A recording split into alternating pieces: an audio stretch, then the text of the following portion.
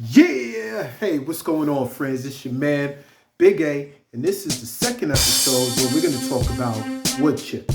So sit back, relax. This is Smoking, No Joking, the Big A Smoking Show. Now, the first chip we're going to talk about is hickory. You can see that here, right? Hickory. We're also going to go here. This is pecan. If you can see this, a big shout out to my coworker who was nice enough to gift me with all of these different wood chips. We've got apple. We've also got a post oak. Very interesting here. Post oak. Remember that. Then there's the mesquite wood chip as well as the cherry. Now, here's the great thing. When it comes to wood chips, back in the days, I want to give a little love to the wood chip gods, right? They had to figure it out. But as you go through the store, I want you to take a look here on the side. So as you can see, and I'm going to take a little bit of the glare off, hickory, it shows you right on the package. It's good for pork, beef, as well as chicken. But also notice here, it says sweet and strong. Now remember that because that means your meat is going to have a strong kind of taste to it, a really smoked strong taste. And then we come over here to pecan. Now a lot of people like pecan wood chips, and I think the main reason is it is so versatile. Take a look here.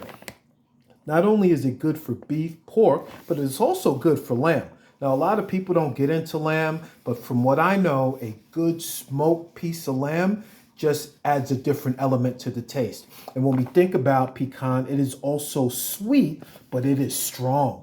So remember, strong wood chips can overpower your meat if not done properly. And we're going to get into the whole actual smoking here in the upcoming episodes. Our next one is apple. Now, a lot of people like apple chips when they spritz their meat. They'll use like an apple juice, right? So apple, remember, right away, think of an apple. It is sweet, but it's kind of mild. And it can also power the meat. But here's why I like apple chips. It is one of the few. Take a look here. Pork, beef, and vegetables. So if you're in the habit of smoking vegetables, and a lot of people do this, they smoke green peppers, they smoke Brussels sprouts. I mean, there's really no limit. Of course, there's a time kind of thought that you would put into it, and that takes some skill to understand, how long would you smoke this? But let's also include corn. Have you ever tasted a nice piece of smoked corn? If so, that person was using apple chips. The next one is post oak. Now, this is a very unique type of wood chip here.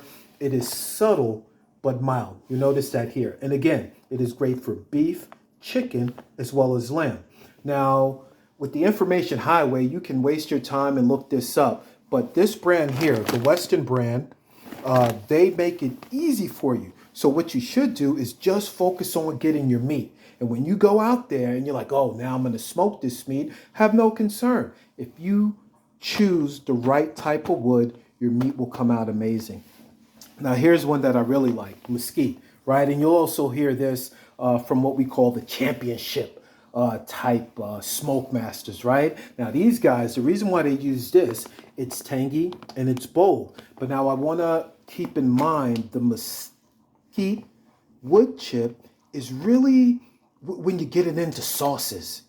So if you're basting your meat with some type of sauce, a lot of the pros will use a mesquite type wood because of the tangy and bold flavor. So you get that smoke, but then also when you're including sauces on top of the meat, it adds a tangy flavor.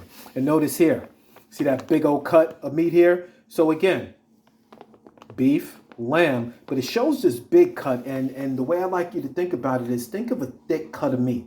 It doesn't really identify it as pork, but again, if it can be smoked, it can be smoked. And that includes any type of meat you can imagine. But these are for thicker cuts, right? Where you want to get that thick. Imagine that big 40-ounce steak, right? That's this here.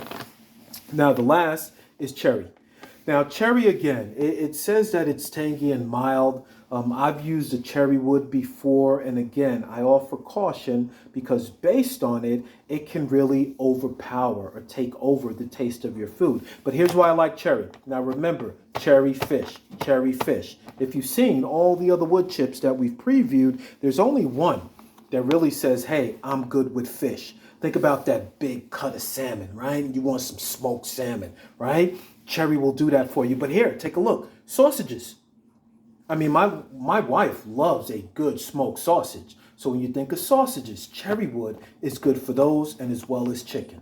All right? So again, these are the different type of wood chips. If you go into the store, even if you're not using the Western brand, most will have an identifier right on the package for you. So you really focus on your cut of meat, right? There's the apple, there's the pecan, and then again, there's the hickory. And this right here is a good wood chip, y'all. So think about it. Last but not least, when we talk about wood chips, there's one more skill set I'm going to bless you with. Hey, so there it is. That's all about wood chips. Now, the last thing I'm going to bless you with, a lot of people soak their wood chips, right? The reason is because wood chips can tend to burn out quickly. I do caution people not to replace your chips because then you run the risk of like blackening the skin of your meat. So you do want that one good smoke. Trust me, it will contain inside of the meat. But for me, I like to do an overnight soak. And the reason why is not only do I prep my meat the day ahead, but I also put my chips in a soaking solution overnight as well. And the reason why I do this is because I normally smoke for a large amount of time, it will also allow the wood chips, you know, their own kind of time before they start smoking and stuff for you. I believe it will come probably halfway through your cook. Some people, they just soak their chips a half hour prior. Some people just wet them down and put it in there. I want you to be like me, since we're all novices, and take your time and figure out what works best for you. So thank you. Next, we're going to talk about the actual seasoning of the meat. Now, we're about to get into it. So again, I'm a novice, so I'm going to be bringing this information to you just like I learned it. But when we get into the seasonings, I get intimate with my meat. So I'm hoping you'll tune in down below. Go ahead and click subscribe for me so I can have a whole bunch of people watching these videos, and I hope they help. Smoking, no joking with Big A Show.